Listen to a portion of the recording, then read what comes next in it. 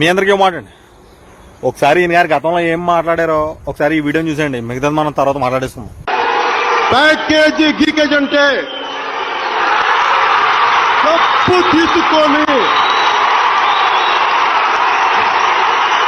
పళ్ళు రాళ్ళ కొడతాను కొడకల్లారా ఒక్కొక్కడికి చెప్తున్నా. అలాగే ఆయన్ని ఇన్స్పిరేషన్ గా తీసుకుని ఆయన మాటలను ఆధారంగా తీసుకుని ఈయన గారు ఏం మాట్లాడారో ఈ వీడియోను కూడా ఒకసారి చూసేయండి. మరి కొద్దిగా మన్నించాలి. ఎందుకంటే ఈ భాషను నేను నేర్చుకుంది పవన్ కళ్యాణ్ దగ్గర నుంచే. చెప్పు తీసుకొని కొడతా కొడకల్లారా. మతాల మధ్యలో చిచ్చు పడితే చెప్పు తీసుకొని అటు ఇటు తిప్పి మార్చి కొడతాం కొడకల్లారా. ఇది నేనల్లా, పవన్ కళ్యాణ్ అన్నాడు. విన్నారు కదండి.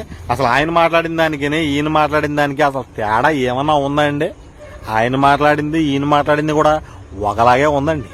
ఆయన ఎలాగైతే మాట్లాడారో ఈయన కూడా అలాగే మాట్లాడారండి. ఈ రోజునాడు ఈయన ఏదో మాట్లాడేసాడు, ఏదో చెందేశాడని చెప్పి ఈయన మాట్లాడిన మాటలను తప్పు పట్టి కేసులు పెట్టి బెయిల్ వచ్చినా గానీ అక్కడికి తిప్పుతా ఉన్నారు కదండి. మరి ఈయన మాట్లాడిన తప్పు అయినప్పుడు ఆయన మాట్లాడింది కూడా తప్పే కదండి.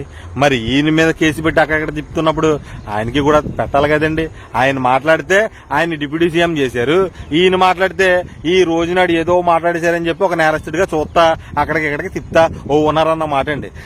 సామాన్యులకేమో ఒక న్యాయం, సెలబ్రిటీలకేమో ఒక న్యాయం అన్నట్టుందండి మన కూటమి పార్టీ వ్యవహార శైలి.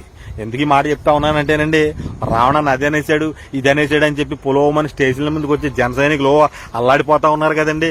మరి గతంలో మన బాలకృష్ణ గారు ఇదే జన సైనికుల్ని ఇష్టం వచ్చినట్టు తిట్టేశారు కదండి. ఇలాగా జనం అనుకుంటా తిట్టారు కదండి. మరి ఈ రోజునాడు ఉన్న జన సైనికులు ఆ రోజునాడు బాలకృష్ణ గారిని ఎందుకు ఒక్క మాట కూడా అనలేకపోయారని అడుగుతా ఉన్నామండి. మన లోకేష్ గారు కళ్యాణ్ గారి తల్లిని తిట్టారు కదండి. నా తల్లిని లోకేష్ గారు దూషించారని చెప్పి కళ్యాణ్ గారే చెప్పారు కదండి. మరి ఈ రోజునాడు రావణన్న మీదకి వచ్చేసేటోళ్ళు ఆ రోజునాడు లోకేష్ గారి మీదకి ఎందుకు వెళ్ళలేకపోయారని అడుగుతా ఉన్నామండి. ఇప్పుడు రావణన్న మీద తొడలు కొట్టేవాళ్ళు ఆ రోజునాడు బాలకృష్ణ గారి మీద లోకేష్ గారి మీద ఎందుకు తొడలు కొట్టలేకపోయారని అడుగుతా ఉన్నాం సారు.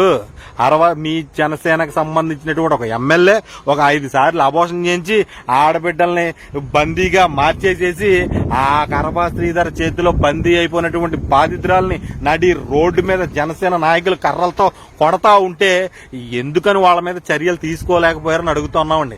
ఎందుకని జనసేన ఎమ్మెల్యే మీద మీరు తొడలు కొట్టలేకపోయారని అడుగుతా ఉన్నామండి. ఒక మాజీ ముఖ్యమంత్రి అనే తేడా లేకుండా ఆడు ఈడని గౌరవం లేకుండా ఒక ఎమ్మెల్యే మాట్లాడితే నువ్వు ఎందుకు అలా మాట్లాడుతా ఉన్నావు అని చెప్పి ఈ రోజు రావణాన్ని ఎలాగైతే తప్పు పడతా ఉన్నారో ఎందుకని ఆ ఎమ్మెల్యేని మీరు తప్పు పట్టలేకపోయారని అడుగుతా ఉన్నామండి. అంత ఎందుకండి, ప్రేమ పేరుతోనూ పెళ్లి పేరుతోనూ రూముల్లోకి తీసుకెళ్లి వైపు